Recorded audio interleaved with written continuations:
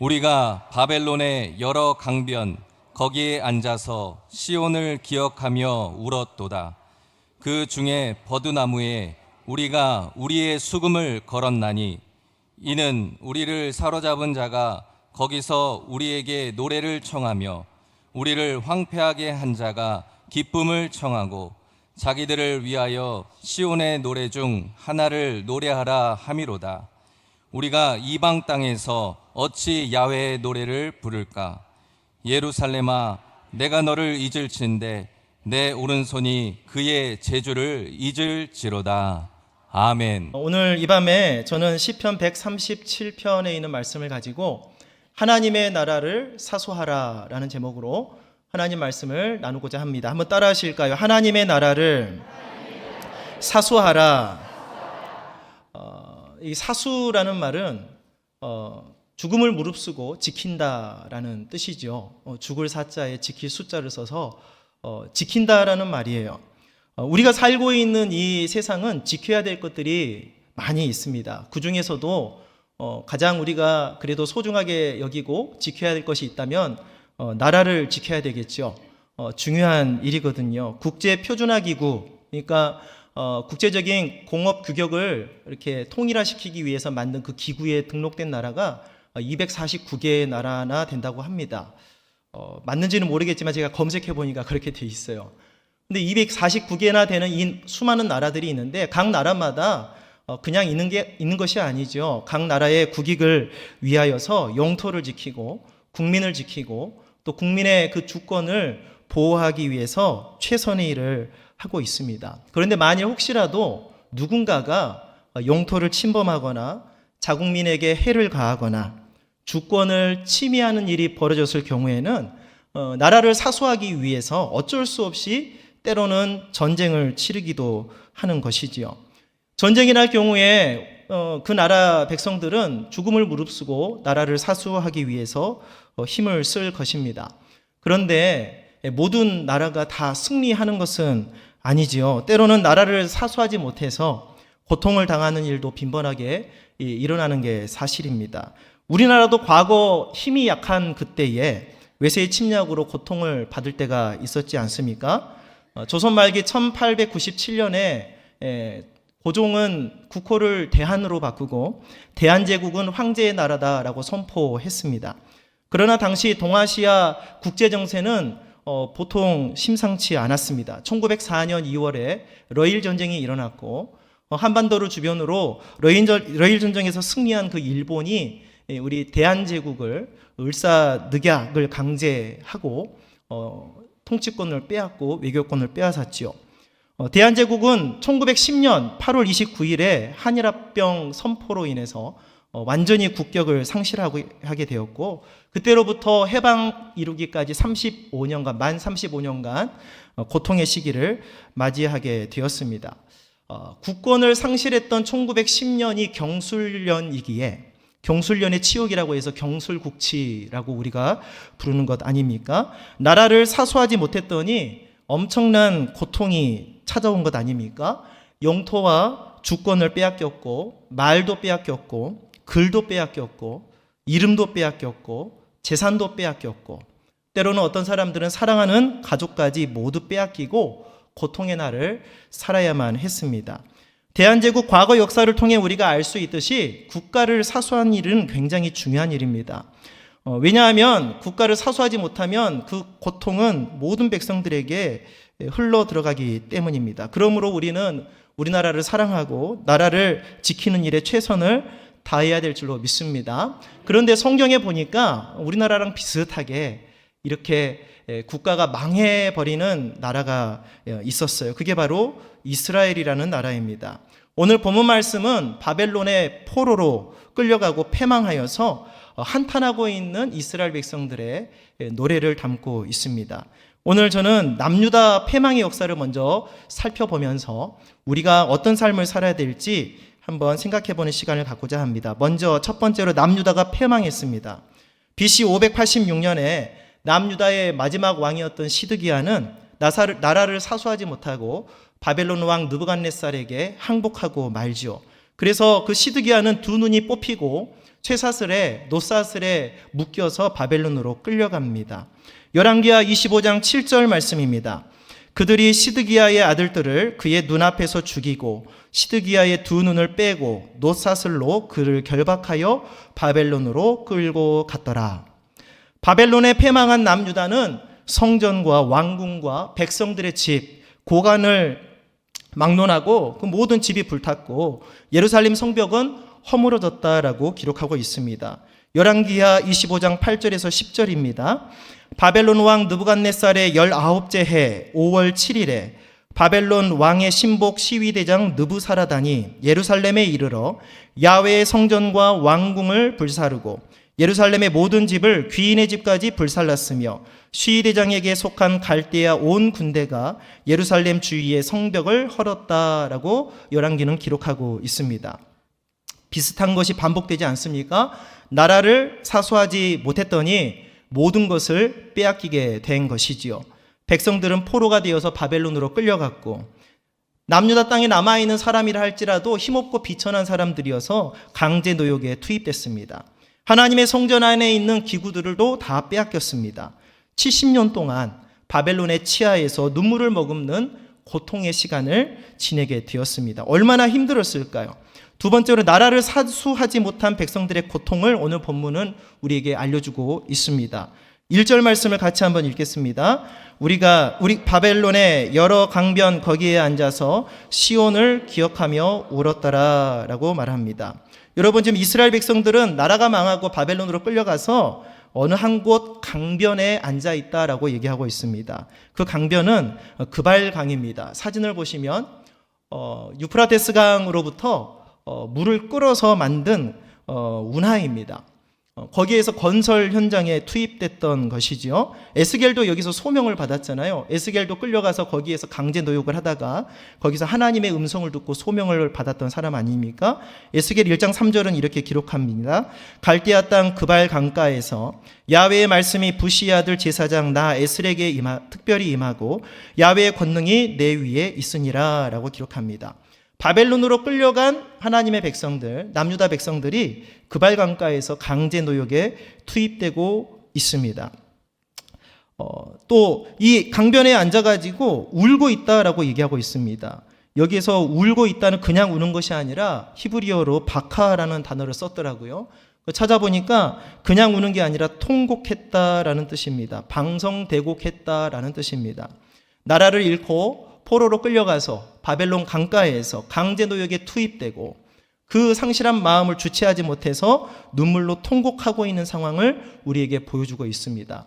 나라를 사수하지 못했더니 이런 고통이 따르는 것이죠. 두 번째는요, 시편 137편 2절 말씀 같이 읽겠습니다.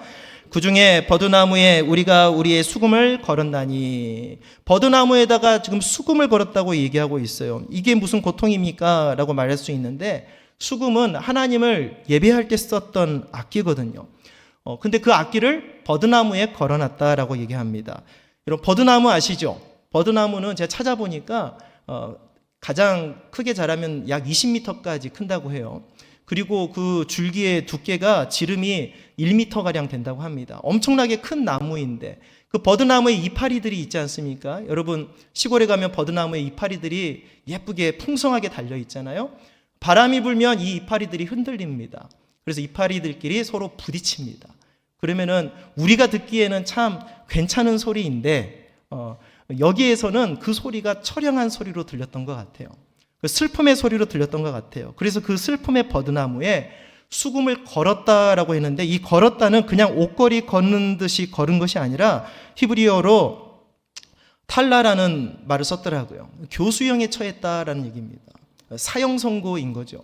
더 이상 하나님을 찬양하지 못하고 기쁨을 누리지 못하고 그 삶 가운데 고통과 애환으로 슬퍼하고 있는 장면을 우리에게 알려주고 있습니다. 처량한 슬픈 소리를 내는 버드나무에 하나님을 예배할 때 사용했던 그 악기 수금이 교수형에 처해듯이 매달려서 있는 심정이다.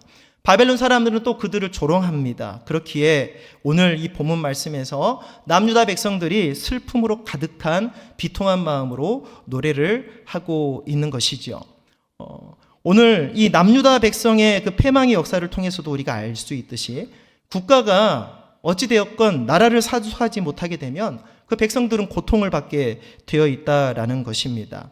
힘이 약한 이 세상의 나라라도, 또 하나님 앞에 범죄했던 남유다와 같은 특별한 나라라도 패망의 원인은 다를 수 있지만 중요한 것은 나라를 사수하지 못하면 고통을 당하게 된다라는 것입니다. 저는 오늘 이것들을 얘기하고 싶은 것이 아니라 지금부터 제가 말씀드리고 싶은 말씀을 전하고자 합니다. 오늘 우리는 나라를 사수하지 못하면 고통의 삶을 살아야 됨을 우리가 살펴보고 있습니다. 그런데 여러분 이거 아십니까? 우리가 육신을 입고 이 세상에 속한 대한민국의 국민이지만 영적으로는 동시에 하나님 나라의 백성이라는 사실입니다. 두 번째로 따라하겠습니다. 우리는 하나님의 나라 백성입니다. 믿으십니까?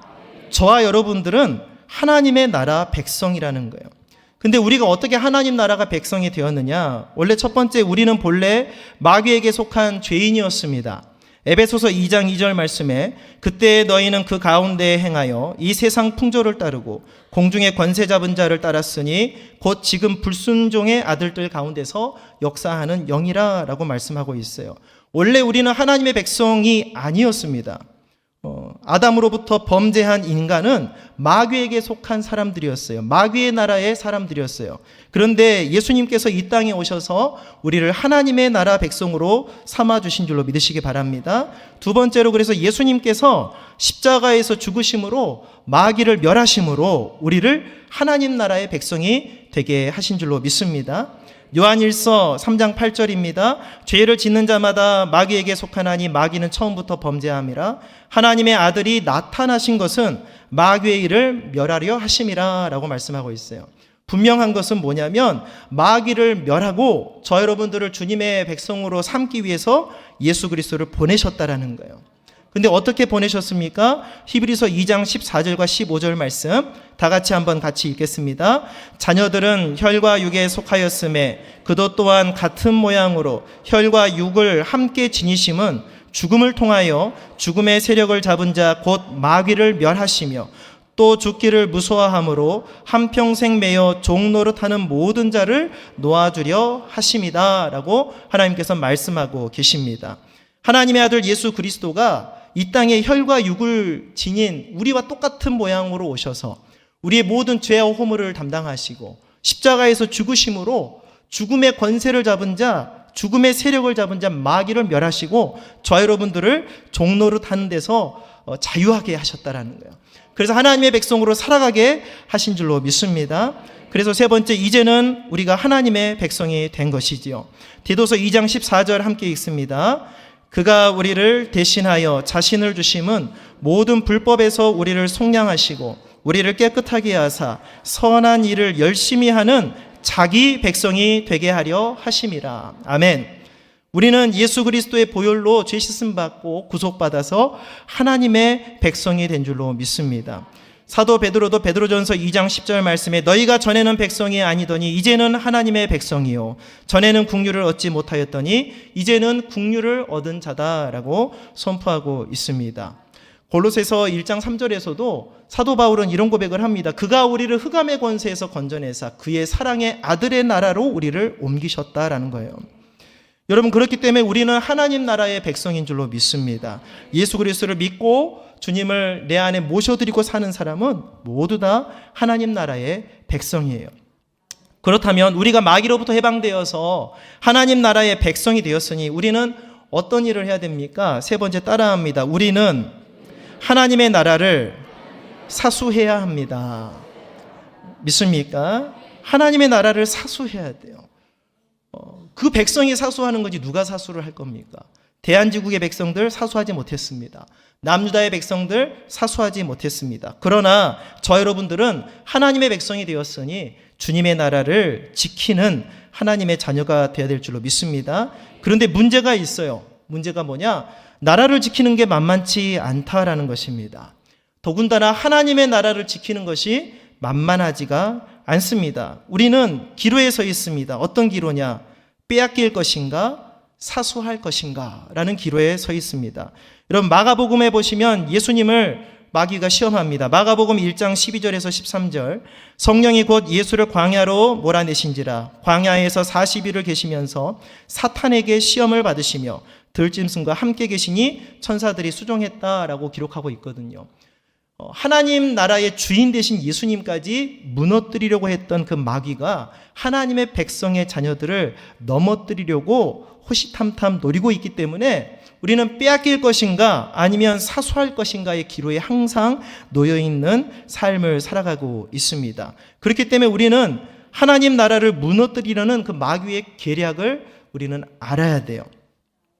마귀는 인간의 삶 속에서 정치, 경제, 사회, 문화, 예술 모든 다양한 분야에 죄의 씨앗을 뿌리고 있습니다. 우리는 그것을 눈으로 보고 알아야 하나님의 나라를 지키는 자가 되는 줄로 믿습니다. 많은 분야가 있지만 저는 오늘 얼마 전에 파리 올림픽이 끝났기 때문에 스포츠에 대한 얘기를 잠깐 하고자 합니다. 여러분 커먼웰스 게임이라고 혹시 들어보셨습니까? 못 들어보신 분도 계실 거예요. 커먼웰스 게임이 어떤 게임이냐면 세계 지도를 보여드리면은 이렇게 색깔이 칠해져 있는 나라들이 참여하는 스포츠 행사입니다. 4년마다 개최되고요. 연연방 소속 국가들 간의 종합 스포츠 경기입니다. 최근에 생겼냐고요? 아니에요. 1930년부터 매년 4년마다 나라마다 돌아가면서 스포츠 게임을 하고 있습니다. 최근에는 2년 전 2022년도 잉글랜드 벙이멈이라는 도시에서 이 커먼웰스 게임을 개최했습니다. 그런데 문제는요, 2022년 잉글랜드 버밍엄에서 개최된 커먼웰스 게임의 개막식 때 경악을 금치 못한 이벤트 행사가 진행됩니다. 사진을 한번 보시겠습니다. 저게 뭘까요? 황소처럼 보이죠? 황소처럼 깎아놓은 엄청난 대형 황소를 입장시킵니다. 그럼 이 황소를 왜 입장시켰을까요? 그 다음 사진 보시면 사람들이 그 황소에게 경의를 표합니다.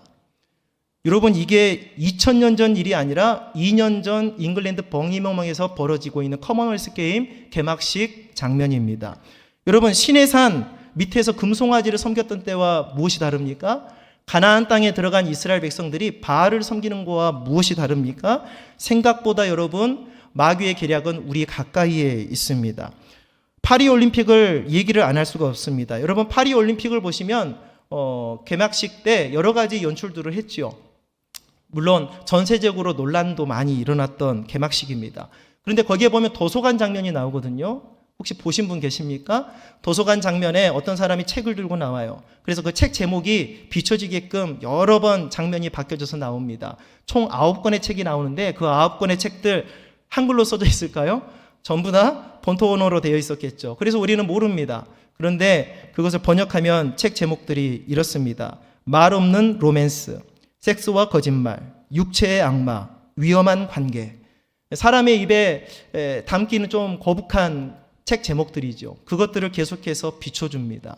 하나님의 백성들 마음 가운데 씨앗을 뿌립니다. 더 심각한 것은요, 레오나르도 다빈치가 그린 예수님의 최후의 만찬 그림. 원래 그림은 이 그림입니다. 이 그림인데 개막식 때 그 다음 사진 보시면 다 보셨을 거예요. 이렇게 패러디를 합니다. 이제 내려주세요. 보고 싶지가 않아서. 예수님의 최후의 만찬 테이블 위에 뭐가 있었습니까? 예수님께서 뭐라고 하셨어요? 이것을 떼어 먹어라. 이것은 내 살이니라. 또 포도주를 따라 주시면서 이것을 받아 마셔라. 이것은 언약의 피다. 그래서 내 살을 먹고 내 피를 마시는 자는 영생을 얻는다라고 우리에게 말씀하지 않았습니까? 그 테이블 위에 아까 보았던 스머프 같이 생긴 반나체로 올라가 있는 사람이 있었죠. 그 사람이 디오니소스라는 신이거든요. 그리스 신화에 나오는 신입니다. 이 디오니소스, 포도주의 신이에요. 예수님의 살, 예수님의 피를 조롱하는 마귀의 계략이죠. 디오니소스는 고대 로마 신화에도 나옵니다. 무엇으로 나올까? 여러분 친숙한 신인데요. 바쿠스라는 신으로 나옵니다. 여러분 바카스 좋아하세요? 예, 바카스가 바쿠스입니다. 디오니소스. 여러분 우리 주변에는 이렇게 많은 마귀의 계략들이 널려 있습니다. 우리는 이것을 깨닫지 못하면 넘어집니다. 하나님의 나라를 살수할 수가 없습니다. 그렇기 때문에 우리는 보고 깨달아야 됩니다. 그리고 무장해야 됩니다. 그리고 대적해야 됩니다. 마귀는 하나님의 나라 백성을 미혹하고 하나님의 백성들이 하나님을 대적하여서 하나님의 나라를 무너뜨리려고 호시탐탐 기회를 엿보고 있습니다. 그러나 하나님의 나라를 우리는 마귀에게 도로 빼앗겨서는 절대로 안 되는 것입니다. 아까 계속 말씀드렸죠. 왜 나라를 빼앗기면 안 됩니까? 왜 나라를 사수해야 됩니까? 나라를 빼앗기면, 나라를 사수하지 못하면 고통에 처해지기 때문입니다. 주님의 나라를 사수하지 못한다면 우리는 패망하여 세세토록 고통을 받는 삶을 살게 되기 때문입니다. 그러므로 사랑하는 성도 여러분, 하나님의 나라를 반드시 지키시기를 바랍니다. 하나님의 나라 백성으로서 주님의 나라를 수호하시기를 바랍니다. 그러면 하나님의 나라를 지켜야 되는데 어떻게 지켜야 합니까? 네 번째, 하나님의 나라를 사수하려면 우리는 어떻게 해야 됩니까? 방법을 알아야 될 거 아닙니까? 하나님의 나라를 사수하기 위해서는 하나님의 나라를 공격하는 마귀를 쫓아내야 되는 줄로 믿습니다. 베드로전서 5장 8절 9절 말씀 함께 합니다. 근신하라 깨어라 너희 대적 마귀가 우는 사자같이 두루다니며 삼킬 자를 찾나니 너희는 믿음을 굳건하게 하여 그를 대적하라. 아멘. 마귀를 대적해야 돼요. 눈에 보이지 않는다고 가만히 있을 것이 아니라 우리에게 주신 권세에 있는 그 예수 그리스도의 이름으로 마귀를 대적해서 마귀의 계략을 파괴시켜야 됩니다. 그리고 우리가 하나님의 나라를 지켜야 됩니다. 그리고 하나님의 나라를 증거해야 됩니다. 그런 하나님의 백성들 되시기를 축복합니다. 그 대적하려면 무기가 있어야 될 거 아니에요. 그렇죠? 대한제국은 힘이 없어서 무너졌어요. 남유다 백성은 회개하지 않아서 무너졌어요. 우리는 마귀와 대적하려면 무기가 있어야 됩니다. 어떤 무기이냐? 세 가지를 말씀드리고 말씀을 마치고자 합니다. 첫 번째, 따라합니다. 예수님의 보혈로 거룩해져야 합니다. 예수님의 보혈로 거룩함을 입어야 돼요. 강력한 마귀를 대적할 수 있는 무기입니다. 예수님이 이 땅에 오시기 약 500여 년 전에 스가랴 선지자에게 하나님의 말씀이 임했습니다. 스가랴는 이런 하나님의 말씀을 선포했습니다. 스가랴 13장 1절부터 2절까지 함께 읽습니다. 그날에 죄와 더러움을 씻는 셈이 다윗의 족속과 예루살렘 주민을 위하여 열리리라. 만군의 야훼가 말하노라. 그날에 내가 우상의 이름을 이 땅에서 끊어서 기억도 되지 못하게 할 것이며 거짓 선지자와 더러운 귀신을 이 땅에서 떠나게 할 것이니라. 아멘. 그날에 죄와 더러움을 씻는 셈이 열리는 그날, 우리 예수님의 몸이 찢겨서 보배로운 피를 흘리심으로 우리의 모든 죄와 허물을 깨끗하게 씻어버리고 마귀를 결박시키고 우리에게 자유와 해방을 주는 그날에 더러운 우상이 이 땅에서 끊어지고 이제 더러운 귀신들이 이 땅에서 떠나게 되는 놀라운 역사가 임하게 되는 줄로 믿습니다. 하나님의 나라를 사수하려면 예수님의 보혈로 우리가 거룩함을 입어야 됩니다. 두 번째, 따라합니다. 하나님의 말씀과 기도로 거룩해져야 됩니다. 네, 하나님의 말씀과 기도로 거룩해져야 돼요. 그래야 나라를 빼앗기지 않습니다. 여러분, 하나님의 말씀에 순종하십시오. 하나님의 말씀을 묵상하십시오. 하나님의 말씀을 마음에 두고 살아가시기를 주의 이름으로 축복합니다. 세상을 의지하지 말고 하나님께 기도하십시오. 세상이 무너진다 해도 하나님께 기도하면 주님께서 우리의 길을 열어주신 줄로 믿습니다. 디모데전서 4장 5절은 이렇게 말합니다. 함께 읽습니다. 하나님의 말씀과 기도로 거룩하여 짐이라. 아멘. 우리가 하나님의 나라를 사수하려면 어떻게 해야 됩니까? 하나님의 말씀과 기도로 거룩함을 입으면 주님의 나라를 지킬 수가 있습니다. 세 번째입니다. 따라하겠습니다. 성령으로 충만하여 마귀를 쫓아야 됩니다. 마태복음 12장 28절에 예수님께서 이렇게 말씀하셨습니다. 함께 읽습니다. 그러나 내가 하나님의 성령을 힘입어 귀신을 쫓아내는 것이면 하나님의 나라가 이미 너희에게 임하였느니라. 아멘. 여러분, 성령으로 충만하십시오. 마귀를 대적하십시오. 주님의 나라가 여러분 심령 가운데 임할 줄로 믿습니다. 사랑하는 성도 여러분, 예수님의 보혈로 죄와 더러움을 씻어내시기를 바랍니다. 하나님의 말씀에 순종하시기 바랍니다. 세상을 의지하지 말고 하나님께 기도하시기 바랍니다. 성령으로 충만하시기 바랍니다. 능력으로 예수 그리스도의 이름으로 마귀를 대적해서 쫓아내고 주님 앞에 서 있으면 우리 안에 거한 하나님의 나라는 무너지지 않습니다. 말씀을 마치겠습니다. 사랑하는 성도 여러분, 우리는 하나님의 나라 백성들입니다. 하나님의 나라 백성들은 반드시 주님의 나라를 지켜야 합니다. 나라를 지키지 못하면 고통이 따르기 때문입니다. 하나님의 나라 백성들, 바로 저와 여러분들이 예수님의 보혈과 하나님의 말씀과 기도, 그것으로 거룩한 옷을 입고 성령의 충만함 받아 능력으로 더러운 귀신들을 쫓아내고 하나님의 나라를 사수하고 죄와 어두움, 집채만한 죄악의 쓰나미를 잔잔하게 하는 하나님의 거룩한 주의 백성들 되시기를 주의 이름으로 축복합니다. 한번 따라하겠습니다. 하나님의 나라를 사수해야 합니다. 시편 146편 10절 말씀 같이 믿음으로 선포하고 말씀을 마칩니다. 시온아, 야훼는 영원히 다스리시고 내 하나님은 대대로 통치하시리로다. 할렐루야. 아멘. 우리 주님의 거룩한 백성들, 주님의 나라를 사수하여 하나님께 영광 올려드리시고 여러분 가는 곳곳마다 우리 주님의 나라를 세우는 거룩한 주의 백성들 되시기를 주의 이름으로 축복합니다. 기도하겠습니다. 하나님 아버지, 은혜를 감사합니다. 오늘 또 우리가 믿음으로 주님 앞에 나왔습니다. 주님의 나라를 우리가 사수하는 자가 되게 하여 주셔서 하나님의 큰 기쁨으로 살아가게 하시고 마귀와 싸워 이기게 도와주시고 이 세상은 죄악의 물결로 가득 차 있는데 주님의 나라가 가는 곳곳마다, 우리가 가는 곳곳마다 하나님의 나라가 세워져서 거룩한 이 땅 이 백성 될 수 있도록 주님 역사하여 주옵소서. 성령님 내 안에 오시고 주님 내 안에 하나님의 은혜를 부어주셔서 우리가 마귀에게 빼앗기지 아니하고 하나님의 나라를 사수하는 주의 백성으로 서게 하여 주시옵소서. 감사드리며 예수님의 이름으로 기도드립니다. 아멘.